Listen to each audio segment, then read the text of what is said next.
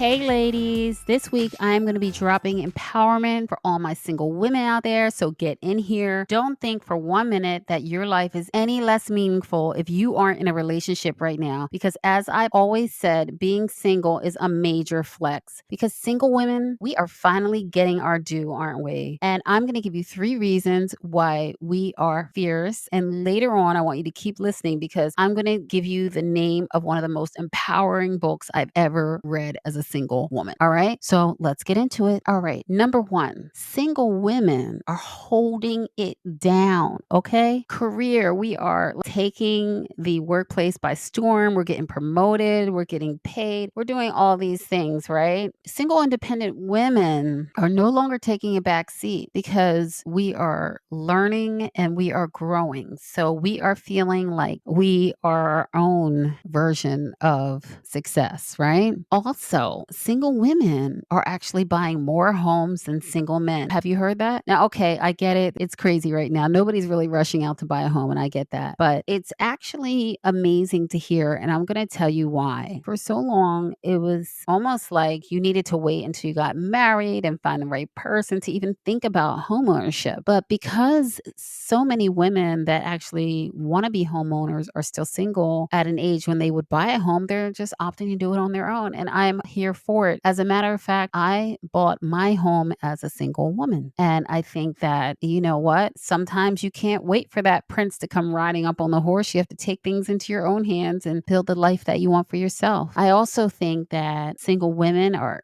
looking for true partnerships. And speaking to some Gen Zers, I think one of the big things has been not settling at all and waiting for, not even waiting necessarily, because we're not waiting for anyone, right? But actually only connecting with people that are on the same wavelength and not settling for people who are not, which is a huge flex. Huge flex. Shout out to all my Gen Zers out there. And that's point 1. Point 2, I think these days, single women, we really know what we want, right? We recognize what a value add is. We don't just want to have someone around just to have them around just so we can drag them to a holiday get together or just so they can pay the internet streaming bill. Or I mean, that's just not what we're doing, right? And we're not playing small. We are aware of our worth. We know what we bring to the table and we know what we want. And honestly, and this is a PSA, public service announcement to all men, where single women are concerned, you either come correct or don't come at all, because we are only taking on people who are a value add to our lives. And that's the bottom line. And in that same vein, I believe that women that are single are willing to wait for the good things. We've created boundaries on like how we want to be treated as women and what we will and will not tolerate in our lives. We have a value system that includes us having our own sense of autonomy and financial independence. And we're keeping it real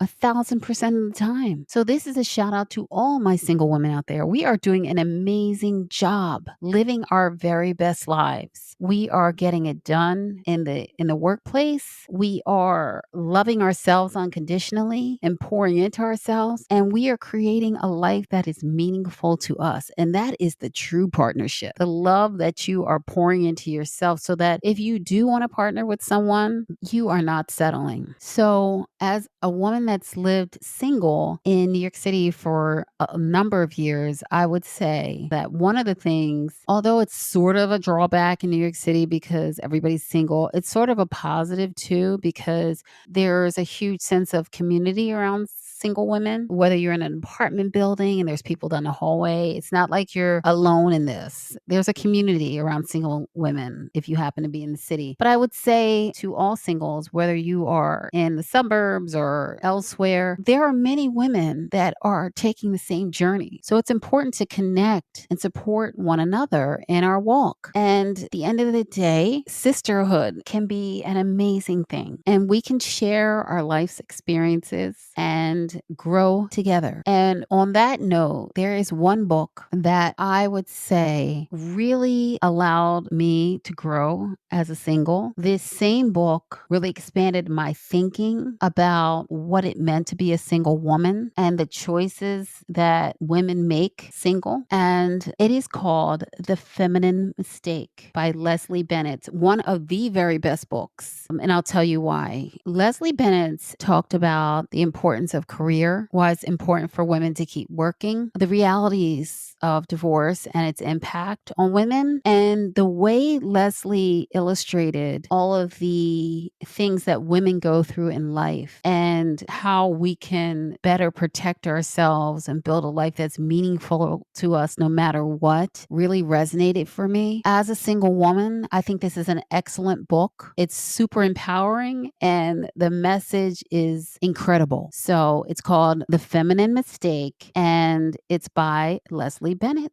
It's a reread, ladies. You can read it, reread it, give it to your nieces, give it to everybody because it's amazing. So on that note, thank you for listening. If you love it, share it, and I'll talk to you soon. All right, guys, meet me right back here next week. And don't forget to hit that follow button and leave a review. And tell all your friends because the single girls just got the mic.